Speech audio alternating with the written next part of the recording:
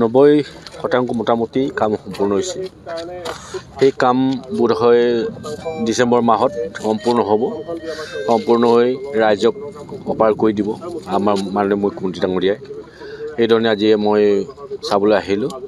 চাই খুব ভাল লাগিলে আৰু কামো খুব ধুনীয়াকৈ লাগি আছে আৰু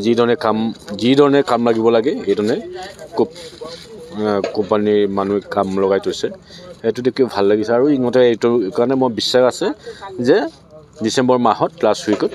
আমি এই দলংখন পাম মুখ্যমন্ত্ৰীৰ ঘৰৰ পৰা কিবা চিডিউল দিছে নি যে প্ৰথমখন দলংৰ কাম প্ৰথমতে উদ্বোধন হ'ব পিছৰখন পিছত হ'ব না একচুৱেলি মই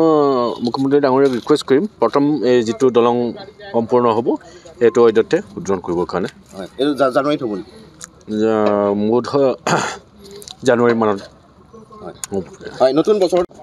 চেলেক ধুনীয়াগুৰি দলঙৰ যি কাম আৰম্ভ হৈ আছিল বহু প্ৰত্যাশিত মাজুলীবাসী ৰাইজৰ সপোনৰ এই দলংখন আমি হয়তো জানুৱাৰী মাহৰ ভিতৰত আমাৰ জনপ্ৰিয় মুখ্যমন্ত্ৰী মহোদয়ে উদ্বোধন কৰি দিব পাৰিব আৰু আমি এটা ভাবিছোঁ যে মাজুলী ৰাইজৰ সুবিধাৰ্থে মাজুলী পাৰটো যদি আগুহি আমি ঠিক কৰি যোগাযোগৰ ক্ষেত্ৰত পাৰাপাৰ কৰি দিব পাৰোঁ ইটো পাৰ্ট লাগে হয়তো ছমাহ লাগিব পাৰে তেতিয়া আমাৰ ৰাইজৰ সুবিধা হ'ব গতিকে আমি এইটো আশা ৰাখিছোঁ যে আমি জানুৱাৰী মাহত মাজুলী পাৰটো যাতে আমাৰ দলংখন উদ্বোধন হয় তাৰ কাৰণে আমি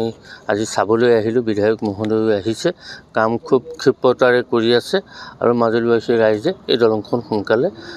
পাবৰ কাৰণে সক্ষম হ'ব অসম চৰকাৰক ধন্যবাদ জনাইছোঁ আৰু আমাৰ জনপ্ৰিয় বিধায়ক মহোদয়েও এই ক্ষেত্ৰত দলংখনৰ নিৰ্মাণৰ ক্ষেত্ৰত আহি যি বুজ লৈ আছে মাজে মাজে জিলা প্ৰশাসন হওক বিধায়কে কামৰ বুজ লৈ আছে আৰু মই ভাবিছোঁ সঠিক সময়তে আমি দলংখন পাবলৈ সক্ষম হ'ম আৰু বহুদিনীয়া এটা সমস্যা সমাধান হ'ব